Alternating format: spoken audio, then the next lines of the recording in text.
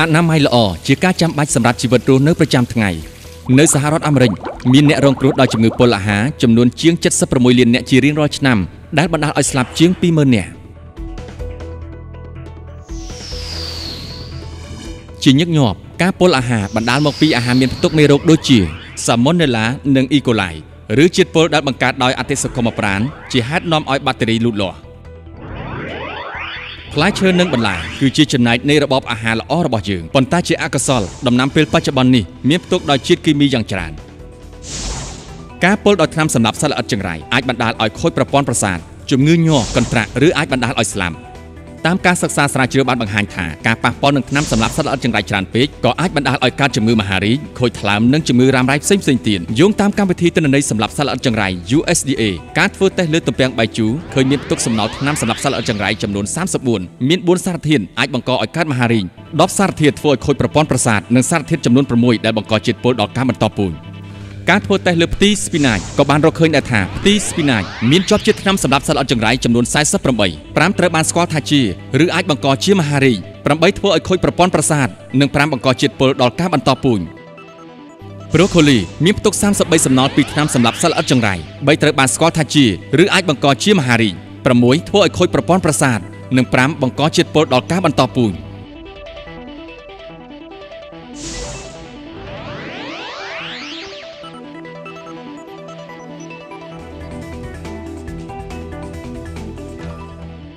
មានភស្តុតាងច្បាស់លាស់ដើម្បីបង្ហាញថាការប៉ះពាល់នឹងថ្នាំសម្លាប់សត្វល្អិតចង្រៃអាចបង្កឲ្យសុខភាពមានបញ្ហាធ្ងន់ធ្ងរដូចជាប្រព័ន្ធប្រសាទមិនប្រក្រតីប៉ះពាល់ដល់កំណើតមិនគ្រប់លក្ខណៈនិងកស្លាក់ក្នុងផ្ទៃវិធីសាមញ្ញធម្មតាឬការលាងបន្លែនិងផ្លែឈើជាមួយនឹងទឹកមិនអាចកម្ចាត់ជាតិថ្នាំសម្លាប់សត្វល្អិតចង្រៃនិងមេរោគបង្កគ្រោះថ្នាក់បានច្រើនឡើយការពិតសូម្បីតែមេរោគនិងបាក់តេរីជាច្រើនក៏មិនត្រូវបានកម្ចាត់ចេញដែរ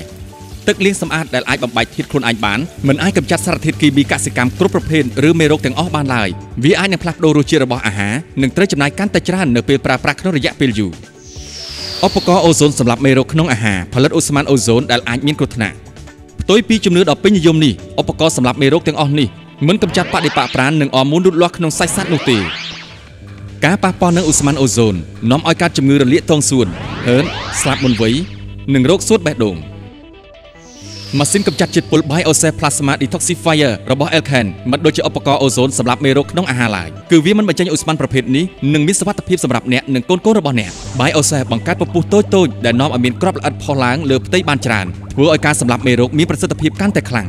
ខណៈដែលបច្ចេកវិទ្យាអូโซនត្រូវបានប្រើជាញឹកញាប់ក្នុងឧស្សាហកម្ម BioSafe ល្អឥតខ្ចោះសម្រាប់ការប្រើប្រាស់ប្រចាំក្នុងផ្ទះ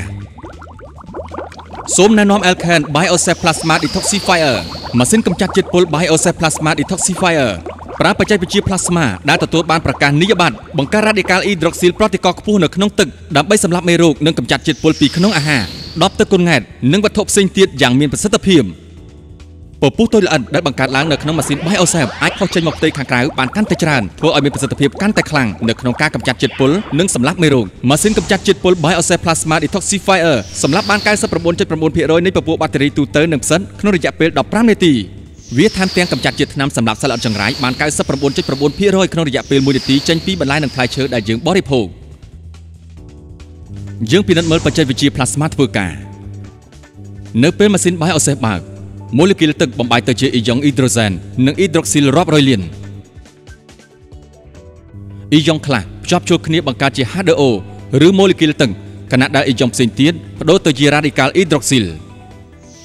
Radical Hydroxyl គឺជាអ្នកបង្កើតអុកស៊ីសែនមានប្រសិទ្ធភាពនិងឥទ្ធិពលសម្រាប់មេរោគដ៏ខ្លាំងក្លា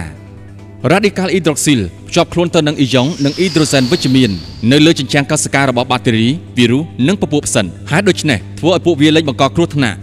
Radical Hydroxyl Protocol ទាំងនេះថែមទាំងបដូរទម្រង់ម៉ូលេគុលនៃថ្នាំសម្លាប់សត្វល្អិតចង្រៃនិងធ្វើឲ្យគ្មានគ្រោះថ្នាក់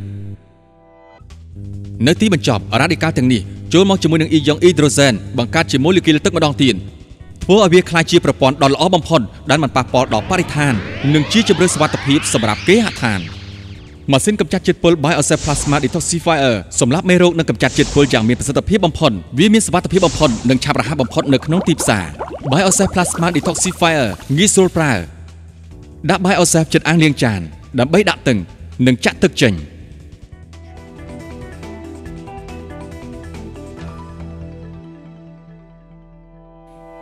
ដើម្បីលាងបន្លែនិងផ្លែឈើគឺគ្រាន់តែដាក់វាចូលទៅក្នុងធុងសម្រាប់មេរោគបន្ទាប់មកដាក់ទឹកចេញពីក្បាលរ៉ូម៉ាណេធម្មតាអ្នកអាចដាក់ទឹកចូលទៅក្នុងធុងសម្រាប់មេរោគជាមុនសិនរួចដាក់បន្លែនិងផ្លែឈើចូលក៏បានផ្កាប្រដាប់ទ្រដបហើយដាក់ពីលើបន្លែនិងផ្លែឈើដើម្បីឲ្យវានៅក្រោមទឹកចុងក្រោយបិទគម្របបើកម៉ាស៊ីន BioSafe ដោយគ្រាន់តែចុចប៊ូតុង Power នៅលើបន្ទះបញ្ជាចុចកន្លឹះសញ្ញាព្រួញដើម្បីជ្រើសរើសយក Fruit and Vegetable និងចុច Start